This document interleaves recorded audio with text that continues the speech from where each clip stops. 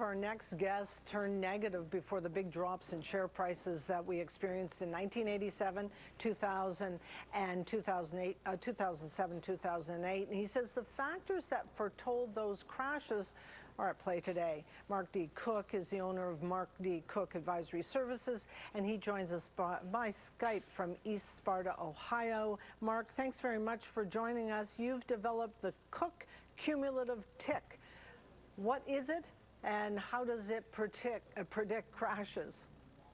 Well, first, thank you for having me on the show.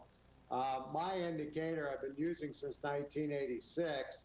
What it is, it will go lockstep with the market. For example, if the market is going up, my indicator will expand.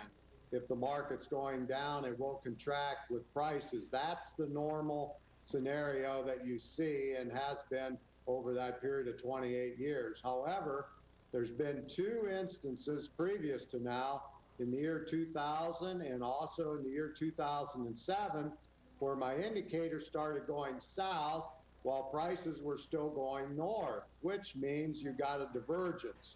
Well, here we are in 2014, and the divergence has once again appeared. It appeared about 3 months ago, and the situation is such that it's been 2 years since we've seen a correction of just 10% in the S&P 500. The longer we go without a correction, the more dynamic it is, and generally the duration of the period is longer. And Mark, do those divergences that your cumulative tick indicate versus the pricing pattern in the S&P, does it indicate magnitude of correction or just the potential for a correction? Well, it does indicate magnitude. The numbers that we have currently in 2014 have exceeded 2007 and 2000, which means that we're in a more dire circumstance than we were in those previous 2 years. 2000 and 2007 both started bear markets that culminated with approximately a 50% correction. I'm not saying that we can have that much correction now, but we definitely have ominous signs. And when this environment takes place, which we're currently in now, it will work to whatever catalysts or whatever indicators are introduced into it. For example, geopolitical or the Federal Reserve changing monetary action or any type of out of left field economic news or surprises in this vulnerable market. Mark, every cycle is a little bit different.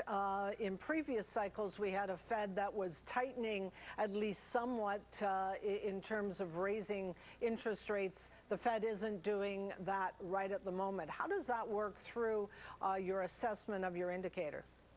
Well, that's a very good question.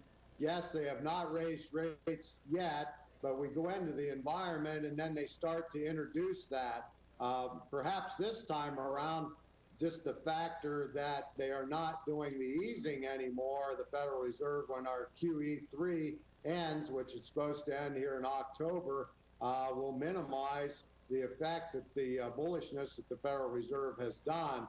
Then as they start to increase interest rates, it will slow things down. But what I'm seeing already is that I think inflation is more of an indicator of slowing down conditions and slowing down market advances than actually the increase in the interest rates. Historically, the Federal Reserve's been somewhat slow in their actions, and the inflation materializes first, and inflation already is materializing as we're seeing the increments here on different economic news coming out, showing an increase, particularly here in year 2014. And Mark, that leads me to my next question, because when I talk to a lot of market strategists, portfolio managers, and they don't just use one indicator when they make an assessment of where they think money should go.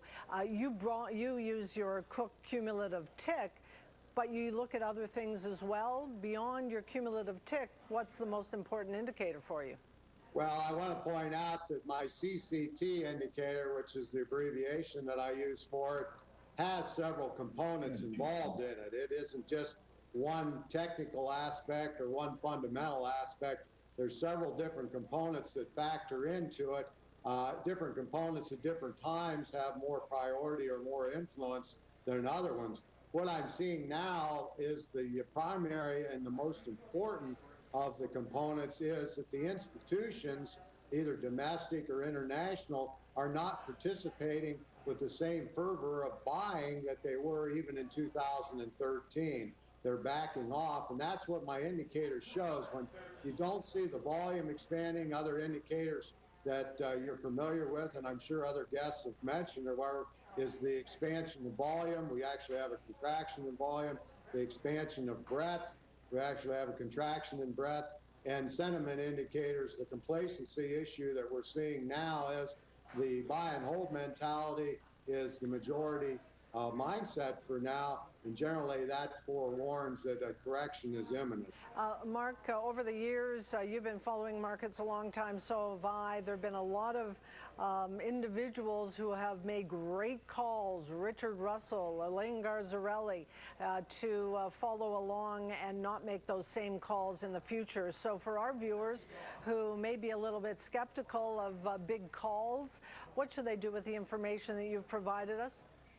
Well, what I'm looking at is not an opinion. It's just reading the tea leaves, so to speak, but it's actual numbers that I look at over a period of time. What I have in my indicator is basically denoting an environment, and the environment is such that the market is vulnerable now. It's probably at its weakest level. I use this analogy. It's like a 90-year-old trying to run a sprint up a mountain. They're not going to be able to do it for long periods of time in any distance, and if they do try to push it too hard, they will falter and fall and maybe become chronic and terminal. This market is in a chronic situation now, which means that it's very mature, it's getting somewhat diseased, and therefore it needs a correction to regain health. I hope it's not terminal, though, Mark. Thank you very much for joining us. Interesting discussion. Thank you very much for having me. I enjoyed it. Mark D. Cook is the owner of Mark D. Cook Advisory Services, and he joined us from East Sparta, Ohio by Skype. Coming up, we're going to tell you what Andy Bell has coming up on commodities.